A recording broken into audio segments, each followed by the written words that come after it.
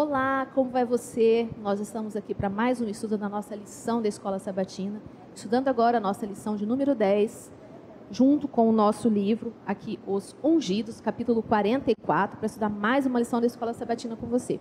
E hoje nós estamos com dois amigos aqui que estão fazendo pela primeira vez o estudo dessa lição online.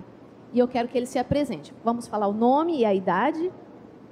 Boa tarde, meu nome é Pedro Henrique, eu tenho 12 anos. Boa tarde, meu nome é Rafael Arcanjo e eu tenho 16 anos. Muito bem, a gente está muito feliz com a presença de vocês aqui. O nosso amigo Rafael, que está aqui com a gente, o Rafael é autista, e ele participa ativamente da nossa Escola Sabatina. Ele nos auxilia, ele participa, ele se envolve, e hoje é um prazer ter você aqui com a gente, tá bom, Rafa?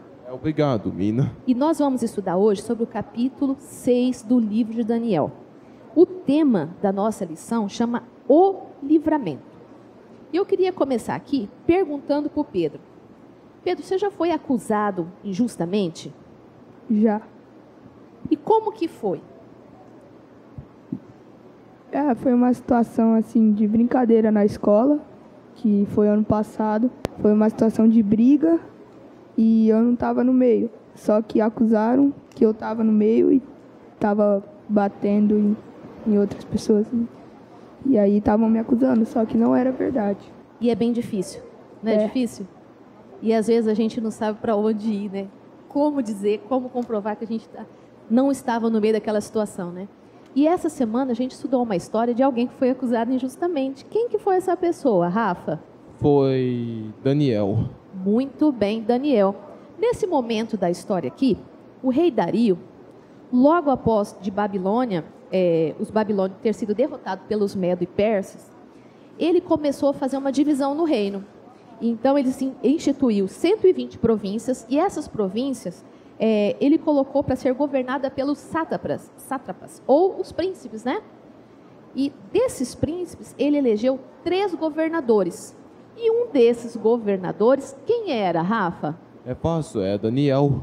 Daniel. O Rafa vai ler agora para a gente o capítulo, o versículo 3 de Daniel 6. Nós vamos descobrir por que Daniel foi escolhido. Lê para a gente, Rafa. Verso 3. Então, o mesmo Daniel se destacou entre os demais presidentes e sátrapas, porque nele havia um espírito excelente.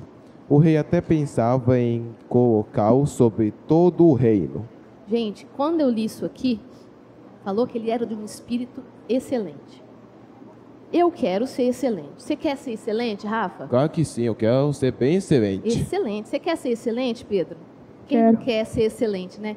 E Daniel era excelente. E daí a gente vê que isso começou a causar, ali naqueles governadores, naqueles príncipes, o que causou neles? Inveja. Eles ficaram com inveja, porque agora o rei estava querendo colocar eles para liderar praticamente o reino todo. E eles falaram, a gente precisa achar uma forma de impedir isso, né?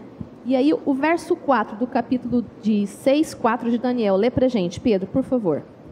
Então os presidentes e os sátrapas procuravam ocasião para acusar a Daniel a respeito do rei, mas não puderam achá-la, nem culpa alguma, porque ele era fiel e não se achava nele nenhum erro nem culpa.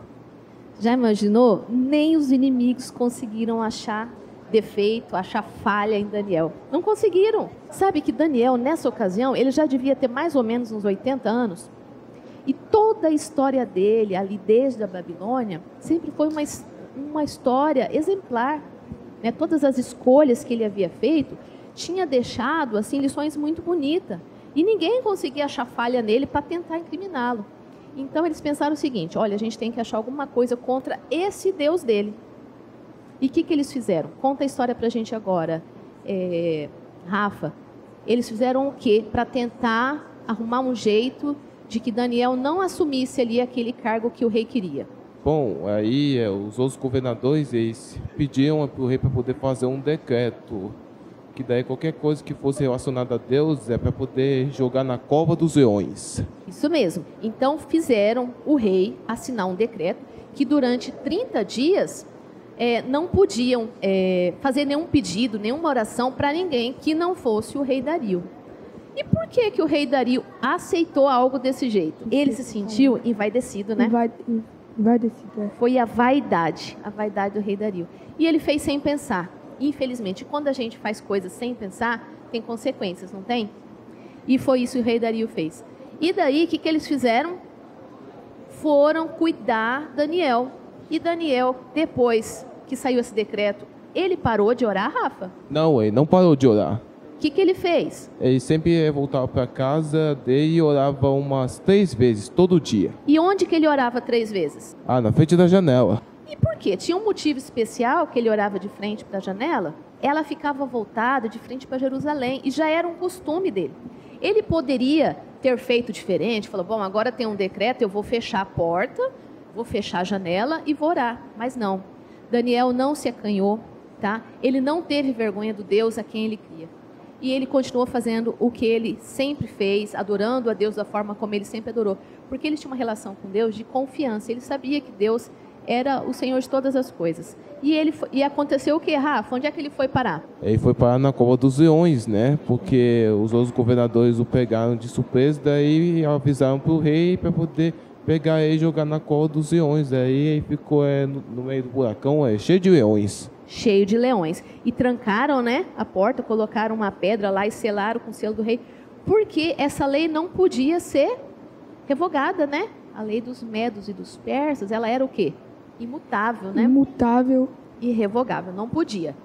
E ele foi lá para a cova dos leões. E o rei ficou feliz? Não. Não ficou, né? E o que ele fez? Ele não dormiu, Ele não quis comer. E quando ele colocou Daniel lá, ele falou assim, Daniel, teu Deus vai te livrar. Ele confiava no Deus também. E ele passou a noite em claro. E no outro dia, quando ele chegou e ele chamou Daniel lá, o que aconteceu? Quando ele chamou Daniel, daí ele ainda estava vivo. Isso mesmo. Daniel respondeu e veio. E qual foi a surpresa dele, né? Quando Daniel estava vivo. E depois disso, ele fez um novo decreto, né? Eu queria que você lesse, Pedro, para a gente, lá o capítulo 6, versículo 25 e 26. O que aconteceu aí? Então, o rei Dario escreveu aos povos, nações e homens de todas as línguas que habitam em toda a terra. Paz vos seja multiplicada. Faça um decreto pelo qual, em todo o domínio do meu reino, os homens tremam e temam perante o Deus de Daniel, porque ele é o Deus vivo e que permanece para sempre. O seu reino não será destruído e o seu domínio não terá fim. Glória a Deus, né? Mais uma vez, o Deus de Daniel, o Deus verdadeiro, foi exaltado.